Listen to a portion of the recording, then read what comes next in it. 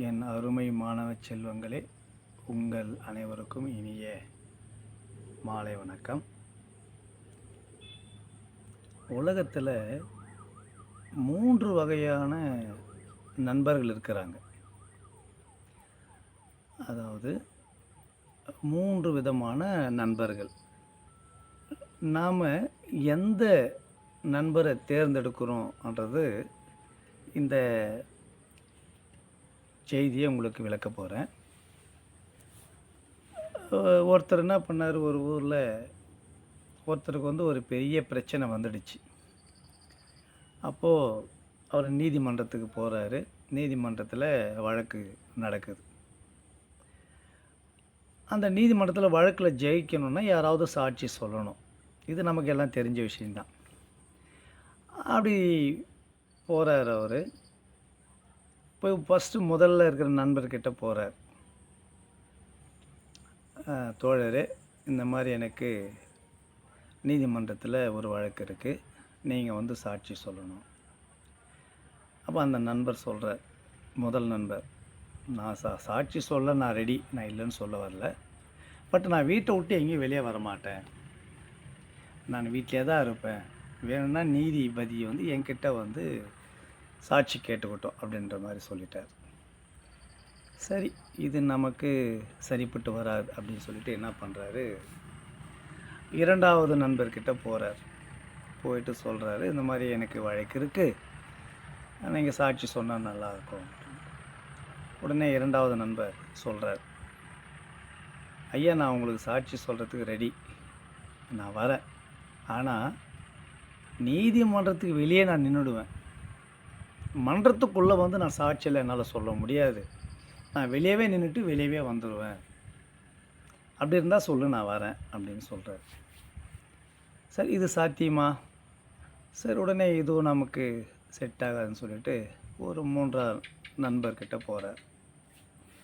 மூன்றாவது நண்பர்கிட்ட போயிட்டு இந்த மாதிரி சொல்கிற வழக்கு இருக்கு ஐயா, எனக்கு நீங்கள் சாட்சி சொல்லணும். சரி, மூன்றாவது நண்பர் என்ன சொல்கிறாரு, சரிப்பா தோழரே, நீ எங்கே கூப்பிட்டாலும் நான் வரேன். வழக்கு மன்றத்துக்கோ இல்லை வேறு எங்கே கூப்பிட்டாலும் நான் உனக்கு சாட்சி சொல்ல ரெடி, உன்னை நான் காப்பாற்ற ரெடி, நான் தயாராக இருக்கிறேன், என்னை நீ அழைச்சிட்டு போகலாம் அப்படின்னு சொல்கிறார். உடனே அந்த நண்பருக்கு சந்தோஷமாயிடுச்சு. இப்போது இந்த 3 நண்பர்களில் நம்ம யாரை தேர்ந்தெடுப்போம்? எங்கே கூப்பிட்டாலும் வரக்கூடிய நண்பரை தான் நம்ம தேர்ந்தெடுப்போம். இதுதானே? ரைட். அப்போ முதல் நண்பர் யார் தெரியுமா? செல்வம். அந்த செல்வம் பார்த்தீங்கன்னா நம்ம வீட்டோடு நின்றுடும்.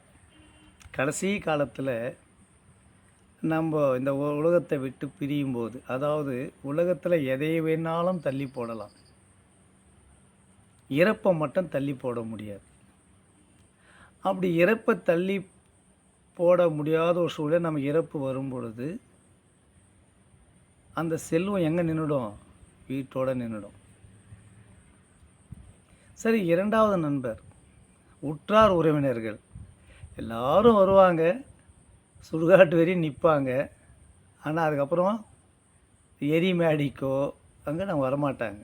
அதோடு முடிஞ்சிடும் அவங்க கதை. அதுக்கப்புறம் நம்மளை இது பண்ணிவிடுவாங்க. அப்போ மூன்றாவது நண்பர் யார்?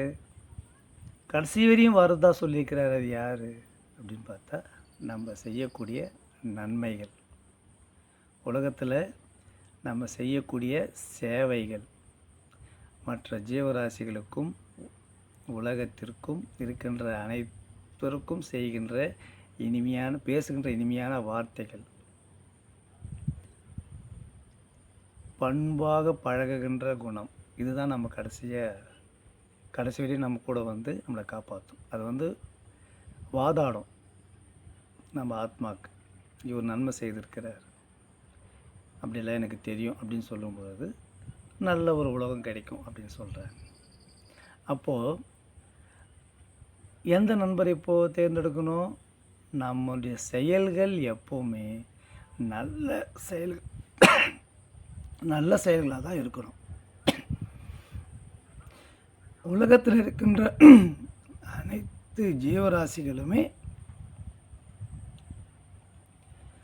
மனிதனால் படைக்கப்பட்டவை. அந்த அனைத்து ஜீவராசிகளுக்கும் நம்ம என்ன பண்ணணும்? உதவி பண்ணணும்.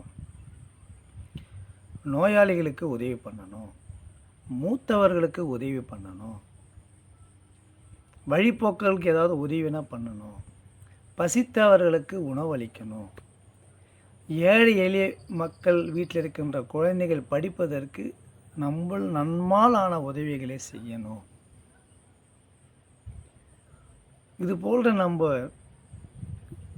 முடிந்த அளவுக்கு நம்ம உதவிகளை செய்து நம்ம புண்ணியத்தை தேடிக்கொண்டால் நம்முடைய நற்செயல்கள் கடைசி வரையில் நம்முடன் இருந்து நம்மை காப்பாற்றும். என்ன புரிகிறதா மாணவர்களே? இந்த நிமிடத்திலிருந்து உங்களுடைய செயல் எப்படி இருக்க வேண்டும் நீங்களே தீர்மானித்துக் கொள்ளுங்கள். நன்றி.